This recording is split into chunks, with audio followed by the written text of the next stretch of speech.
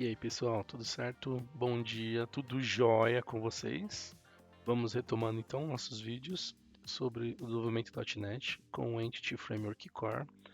E nós fizemos toda essa configuração, né, do banco de dados. Vocês puderam observar que é um pouquinho assim, trabalhoso, tem alguns detalhes, mas o Entity em si não é difícil, tá? Ele é bem tranquilo para trabalhar. Então a gente perde um pouquinho aqui de tempo na configuração, mas depois ele é bem prático no dia a dia para a gente utilizar nas nossas classes, tá? Então, o ent, basicamente, você precisa ter sua classe de contexto, que é de lá pode ser do DBContext, aí você tem as outras classes base dela, né? Deixa eu ver se eu consigo navegar elas aqui, que você pode compor também a sua aplicação. E você tem os seus DB sets que fazem essa ponte entre as suas classes com as suas entidades de tabela, tá? Só isso já bastaria, você apontando aqui o banco, né, através das opções que a gente configurou lá na classe de Startup, na Options, vamos lá só para relembrar, Configure Services, aqui a gente adicionou, né, o DBContext, setando essa nossa classe de contexto, e aqui ele vai pegar lá no config, né, a nossa String Connection, lá no App Settings, tá aqui, né, nossa string de conexão. Beleza. Só isso já seria o suficiente para deixar meu banco configurado. Aí a gente entra num segundo momento que eu preciso lá usar o recursos do migration para poder aplicar no banco de dados, né? Essas alterações e até controlar a versão, enfim. Mas se você precisar fazer algo um pouquinho mais avançado, que é você customizar o nome de tabelas de campos, a gente viu as duas formas de fazer isso. Uma delas é utilizando anotação e a outra utilizando o Fluent API do Entity Framework Core, que a gente usa essa classe Model Builder e a gente faz todas as configurações, customiza nome de tabela, campos e etc. A gente também viu essa parte de inicialização do banco de dados para ele já subir com alguns dados, né? Então criamos um método para isso, a gente usa a mesma classe Model Builder e a gente montou aqui os nossos objetos fazendo os inserts utilizando esse hasData aqui, tá? Bom, então foi isso. Bom, agora vai ser mais simples para a gente trabalhar. Nós vamos ter repositório, serviço e controller. Mas antes disso, vamos ver um assunto aqui rapidinho que é muito importante. Que é assim, você viu que para poder aplicar as alterações do banco de dados, nós basicamente utilizamos aquele comando do update database, certo? E nós também utilizamos o drop database para poder excluir o banco e poder recriar ele. Para fazer as alterações, conforme a gente foi evoluindo o modelo, nós criamos lá as migrações, os Edge Migrations, ou Migrations, né, o nome certinho em inglês. Essas são as migrações. Quando a gente faz isso, ele cria essa pastinha Migrations para a gente, e aqui vai ficando todas as alterações, tá?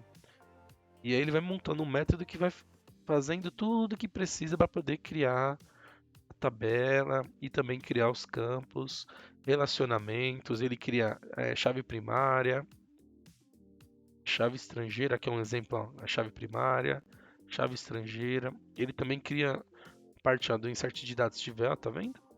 Inserindo os dados dos nossos objetos. E ele também cria uns índices, ó. Os create index da vida aqui. Tem a parte de exclusão também. Mas o que acontece? A gente fez isso porque a gente está no nosso ambiente de desenvolvimento, de teste. Então a gente pode utilizar esses recursos de drop, de update database. Agora, igual eu comentei em algum dos outros vídeos, quando você estiver na empresa, dependendo do ambiente, lá, um ambiente de homologação, um ambiente de produção, ou dependendo do nível de restrição, de segurança da sua empresa, até mesmo para o ambiente de desenvolvimento, você não pode já aplicar direto aqui da sua solução no Visual Studio no banco de dados. Tem uma equipe responsável por fazer toda essa gestão de acesso, gestão do banco de dados. Você precisa de o pessoal chama de mudança, uma GMUD, uma gestão de mudança, uma change request para poder implementar essas alterações. E aí, como é que eu faço nesses casos? O que você vai fazer é pegar, baseado nas suas migrações, as suas migrations, você vai gerar um script SQL Server que vai ter toda a configuração, criação das tabelas, a criação, se precisar inserir os dados, insert dos dados nas tabelas. E aí como é que eu faço isso? No Entity Framework Core, ele tem também um comandinho que permite você fazer isso, tá? A gente vai ver dois deles agora, então é bem tranquilo, tá, de usar isso. Então você digita aqui, ó, script e digita um tab, ele já vai oferecer para você essas duas opções. Você tem o DB Context e o Migration, tá? A gente vai ver o DB Context primeiro, é o mais simples. Na verdade, os dois são bem simples de usar, tá? Mas ó, se você digitar aqui script, tracinho DB Context, você digita no Enter, ele vai avaliar lá todo o seu modelo que a gente implementou. Aí ele vai tentar compilar e dando tudo certo, ele termina aqui. O que ele vai fazer? Como vocês já puderam ver aqui em cima, né? Deixa eu só diminuir essa janelinha um pouco. Ele cria pra gente os scripts das nossas tabelas, olha que legal. Então ele já gera, ó, create table, ele já cria um nome certinho os campos, o tipo de dado. Ele já montou aqui, ó, essa restrição, essa construct para gerar a nossa chave primária, o primary key, a tabela motor que é o motorista, né? Não é motor de carro, mas é o motorista do carro. Ele também criou nossa tabela de veículos, ó, também criou a chave primária.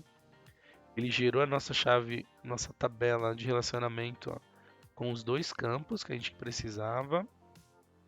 Inclusive montou a chave primária composta com os dois campos, criou as restrições, né, de chave estrangeira pra gente. E como a gente montou também, implementou aqueles inserts iniciais dos dados, ele já montou um script aqui também para poder fazer esse insert, tá vendo? Ele verifica, né, ó, valida primeiro algumas coisas aqui da tabela, depois ele faz o insert dos dados pra gente, ó. É bem legal, ó.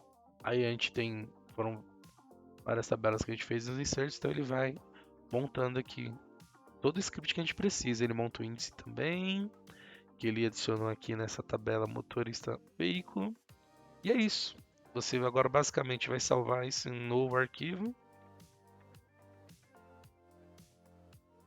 Aqui, ó, salvou um bloco de notas. E aí você vai mandar sua change aí, sua mudança, para seguir o processo da sua empresa. E segue o jogo. Ele vai montar para você, vai gerar o banco. E aí você consegue usar a sua aplicação com isso já criado, tá? Esse então, o DB Context, ele vai gerar para a gente de tudo. E eu tenho uma outra opção também, que é o script usando migration. Ele funciona da mesma forma, só que eu tenho alguns recursos a mais que eu consigo incluir aqui nele, tá? Primeiro vamos ver o padrão dele, ó, script migration. Eu digitando enter, ele vai tentar lá, ele vai entender como é que foi criadas as coisas aqui no nossa migration. Ele gera também, vamos dar uma olhada no que ele criou. Diminuir aqui um pouquinho. Ó, ele criou a tabela, fez os inserts bem parecido com outro código. A diferença é que ele utiliza aquela tabela de histórico de migração. Eu acho que eu não mostrei para vocês, mas quando a gente trabalha com o Ent, ele cria uma tabela de migração para poder mostrar o que a gente foi fazendo ao longo do histórico, todas as alterações. Então ele verifica se não existir, ele cria essa tabela e aqui ele faz um insert também, né, nela. Essa é a diferença, tá, dos dois. Além do modelo da sua aplicação mesmo, tem essa parte do migration em si. Deixa eu carregar o SQL Server aqui. Enquanto isso, você viu que então o resultado é bem parecido. A diferença é que o migration tem essa parte a mais, né? Só que o migration você consegue também incluir mais coisas aqui, uns parâmetros que eles funcionam. Deixa eu só pegar minha colinha, que eu mesmo de cabeça não lembro tudo, mas você tem o from e o to, que ele funciona assim, ó. Você tem o from, e aqui você vai colocar o nome da migração. Por exemplo, migração, tá? Se você tiver um histórico aqui de migrações, Vai colocar, eu quero da primeira até a N. Então você consegue especificar as versões da sua migração. Vou chamar aqui de migração N, tá? E ele gera para você o script também. Como a gente tem apenas um ali, ele não tem essa história para poder gerar, tá? Mas é assim que eu faço.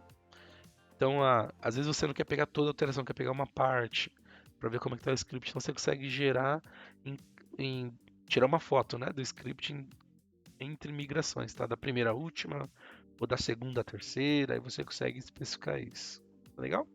No nosso caso aqui a gente tem uma migration, né? Então ele já gera de tudo pra gente aqui, ó. Então é isso. A gente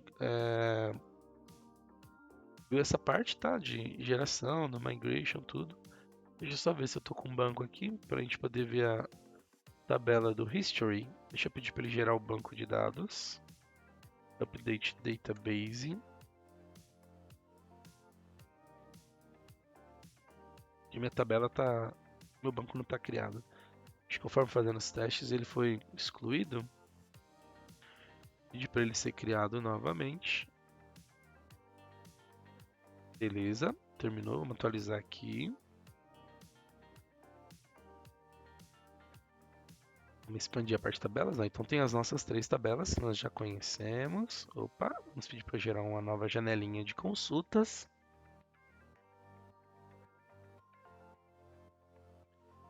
Então, ó, só relembrando, né? Nossas tabelas já estão sendo populadas, certo? Então, o motorista ele já preencheu aqui 2 registros. Legal. E aí eu tenho também essa tabela aqui do Migration. Se a gente consegue pegar um select aqui dela para a gente ver algumas informações dela aqui. Ó, então ele tem a migração. E aí ele vai gera essa parte de versão também. Ó. Eu consigo pegar os IDs aqui das alterações, tá? Bom, é isso então. Espero que você tenha entendido certinho aí. É bem tranquilo trabalhar com essa parte de script. E é isso, pessoal. Próxima aula, repositório, sem falta, hein? Agora chega de enrolação. Bora manipular nosso Entity Framework dentro das nossas classes. Nos vemos até lá. E eu fui. Dá um joinha aí para ajudar nós, né? Você já sabe, mas não custa nada. E se você não é inscrito, se inscreva também. Agora sim, fui. Tchau.